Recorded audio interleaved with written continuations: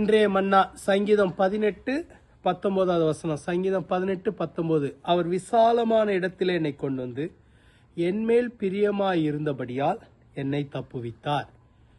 இங்கு தாவீது கர்த்தர் தனக்கு செய்ததை மீண்டுமாய் சொல்லுகிறார். எப்படி சொல்லுகிறார் என்றால், விசாலமான இடத்துல என்னை கொண்டு வந்து என்னை தப்புவித்தார்.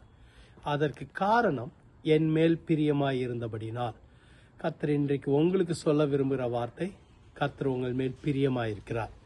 கர்த்தர் உங்கள் மேல் பிரியமாய் இருக்கிறபடினால் உங்களை தப்புவிக்க வல்லவராக இருக்கிறார். அவர் தப்புவிக்கிறது மாத்திரம் அல்ல, விசாலமான இடத்துல கொண்டு வந்து உங்களை நிறுத்துவார். கர்த்தருடைய கரம் உங்களுக்காக இதை செய்யும். அவருடைய அன்பு உங்கள் மேலே இருக்குது. நீங்கள் அவருக்கு பிரியமானவங்க. ஆகவே கர்த்தர் இதை உங்களுக்கு செய்வார். தாவீதோட வாழ்க்கையில் எல்லா நெருக்கத்திலிருந்தும் விசாலத்துக்கு கொண்டு வந்தார். காரணம், தாவீதின் மேல் பிரியமாக இருந்தார். இதே தேவன் உங்கள் மேலேயும் பிரியமாக இருக்கிறார். ஆகவே சோர்ந்து போகாதீங்க. ஒருவேளை நீங்கள் இன்றைக்கி யோசிக்கலாம், என்னை நேசிக்கிறதுக்கு யாராவது இருக்காங்களா? உண்மையாகவே கர்த்தர் என்னை நேசிக்கிறாரா?